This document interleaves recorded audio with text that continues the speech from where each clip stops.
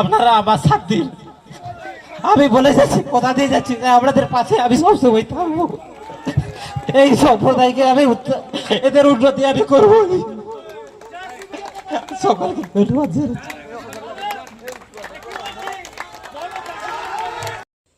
তপশিলি জাতিদের নিয়ে সভামঞ্চে বক্তব্য রাখতে গিয়ে কান্নায় ভেঙে পড়লেন পশ্চিম মেদিনীপুর জেলার চন্দ্রকোনা বিধানসভার বিজেপি প্রার্থী সুকান্ত দলুই।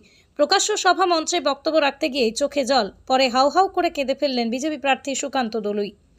নির্বাচনী প্রচারে বক্তব্য রাখতে গিয়ে প্রকাশ্য সভামঞ্চ থেকে কান্নায় ভেঙে পড়লেন বিজেপি প্রার্থী। চন্দ্রকোনার বিধানসভার বিজেপি প্রার্থী সুকান্ত দলুই আজ ক্ষীরপাইয়ের তপশিলি জাতি মোর্চার উদ্যোগে একটি প্রকাশ্য সভায় বক্তব্য রাখতে গিয়ে কান্নায় ভেঙে পড়লেন চন্দ্রকোনা বিধানসভার বিজেপি প্রার্থী সুকান্ত। এসসি সম্প্রদায়ের মানুষের সবথেকে পিছিয়ে রয়েছে এসসি সম্প্রদায়ের মানুষের কথা বলতে গিয়ে কান্নায় ভেঙে পড়লেন। এই সভামঞ্চে উপস্থিত ছিলেন আরামবাগ সাংগঠনিক জেলার বিজেপির একাধিক নেতাকর্মী, রাজ্যের বিজেপির নেতৃত্বরা।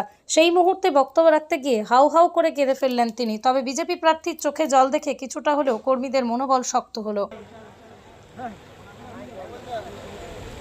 প্রভারী আমাদের পাশোয়ানদা, এছাড়া সম্মানিত মঞ্চে অনেকেই উপস্থিত আছেন।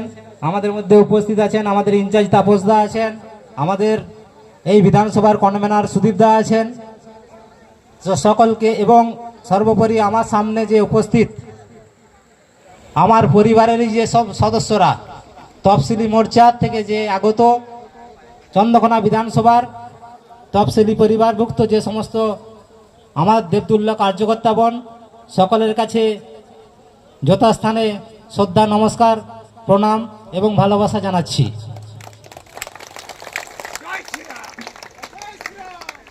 আজকের যে সভা, এই সভা রাজনৈতিক সভার উপরেও আজকে আমার পরিবারের সভা। কারণ আজকের যে সভা, সেই সভা তফসিলি মোর্চার ডাকের সভা। আমি নিজে একজন তফসিলি, আমি আপনাদের প্রতিনিধি হিসাবে, আপনাদের মনোনীত প্রার্থী হিসাবে আজকে এসেছি আপনাদের সামনে। আমি আমার নিজের পরিবারের সামনে আজকে আমি বক্তব্য রাখছি। তো সেই জায়গায় দাঁড়িয়ে আমার আপনজনেরা সকলেই আজকে এখানে আছেন। এই যে রোদ, এই রোদকে উপেক্ষা করেও, এত কষ্ট সহ্য করেও আপনারা এখানে আছেন, কারণ আপনারা আমার পরিবারের লোক। আর এই পরিবারের লোকেদের আগামী যে 10টা দিন, সেই 10টা দিন আর বিশ্রাম নেওয়ার সময় নেই।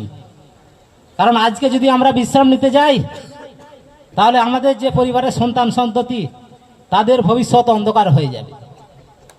আপনারা দেখেছেন, আপনারা অনুভব করেছেন যে প্রথমেই যে কংগ্রেস সরকার এই যে সংরক্ষণের ব্যবস্থা এনেছিল, সেটা তাতে কি করেছিল, যে যারা আর্থিক এবং সামাজিক দিক থেকে পিছিয়ে পড়া, তাদেরকে সংরক্ষণের আওতায় আনা হয়েছিল। কিন্তু আমরা কি উপলব্ধি করেছিলাম, আমাদেরকে ওই সংরক্ষণটাকে দেখিয়ে ছোট জাত হিসাবে বিবেচিত করেছিল।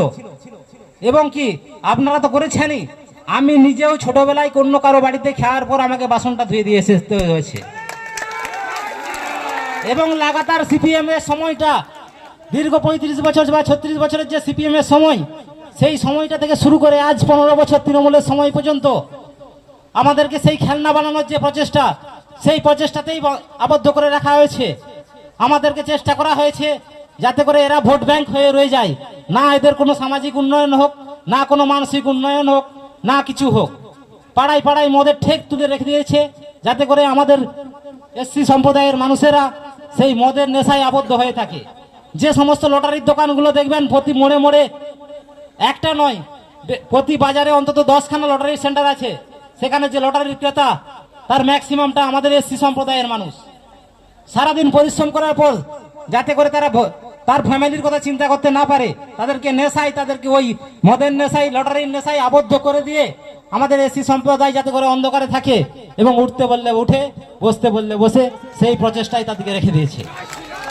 আজকে যদি আমরা না মুখ খুলি, আজকে যদি আমরা ভারতীয় জনতা পার্টির যে আদর্শ, যে আমরা সবাই হিন্দু, আমরা সবাই ভারতীয়, আমরা সবার, আমাদের সবার, সকলকে নিয়ে সকলকে চলতে হবে, সবকা সাথ সবকা বিকাশ এবং সবকা বিশ্বাস, এই মন্ত্রে যদি আমরা দীক্ষিত না হতে পারি, তাহলে বন্ধু স্পষ্ট ভাষায় বলতে পারি, আমাদের ভবিষ্যৎ কিন্তু অন্ধকার হওয়া থেকে কেউ আটকাতে পারবে না। আমাদের ভবিষ্যৎ প্রজন্ম আজকে যে লেবার খেটে খায় তার সন্তানকেও সেই লেবার খেটেই খেতে হবে, উন্নতি হবে না। আমাদের সমাজে কি নেই? আমাদের সমাজে অনেক বুদ্ধিমান ছাত্র আছে, অনেক ছাত্রছাত্রী আছে যারা বুদ্ধিমান, যারা মেধাবী, যারা ভালো রেজাল্ট করে, কিন্তু কি হয়, তারা কালের অতলে হারিয়ে যায়। কারণ কি? আমাদের যে পরিবেশ, সেই পরিবেশকে যে নোংরা করে রেখেছে, তার জন্য যে উপযুক্ত পরিবেশের প্রয়োজন, সেই পরিবেশ আমাদের মধ্যে কোনো সরকার সচেষ্ট হয়নি সেই পরিবেশটা তৈরি করে দেওয়ার জন্য। আজও সংরক্ষণ চাকরিতে যদি অ্যাপ্লাই করে যারা, তারা জানবেন, আমি অনেক চাকরিতে পরীক্ষায় বসেছি, দেখেছি বড় বড় পোস্টে এসসি সম্প্রদায়ের সিট এখনো খালি পড়ে আছে। কারণ খালি পড়ে আছে কেন? কারণ আমাদের একটা ছেলে মাধ্যমিকে ভালো রেজাল্ট করলো, সে দেখবেন আমাদের সম্প্রদায়ের যে সমস্ত উদ্ভট ছেলে আছে তাদের সঙ্গে মিশে গিয়ে সে হারিয়ে গেল। সে এইচএসে যে আর রেজাল্ট করলো না, কেউ এইচএসটা রেজাল্ট করলো কিন্তু গ্র্যাজুয়েশনে গিয়ে সে হারিয়ে গেল। তাহলে কি আমাদের এটা তো মানতে অস্বীকার নেই যে আমাদের এসসি সম্প্রদায়ের, এসটি সম্প্রদায়ের ঘাম রক্তের বিনিময়েই সামাজিক স্থিতিটা দাঁড়িয়ে রয়েছে। সে মাঠে ঘাটে হোক, সে কোল্ড স্টোরেজে হোক, সে রাস্তায় হোক, সব থেকে বেশি পরিশ্রমটা আমাদের সম্প্রদায়ের মানুষেরাই করে, রক্ত ঘামটা তারাই ঝরায়। কিন্তু সেই তার যে ফসল, সেই ফসল আমরা ঘরে তুলতে পারি না। কারণ কি? কোনো সরকার সদিচ্ছা দেখায়নি, যার জন্য কি হয়েছে, আজকে এসসি সম্প্রদায়ের মানুষ যে প্রান্তে পড়েছিল,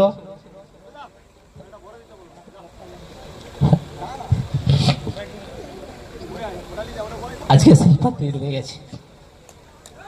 আমরা রাজনীতি করতে এসেছি, কোথাও নাম লিখতে এসেছি।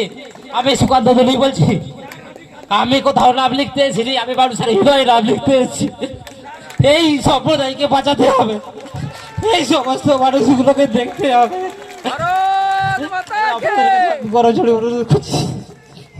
আমাদের সম্প্রদায়কে বাঁচাতে আপনারা আমার সাথ দিন।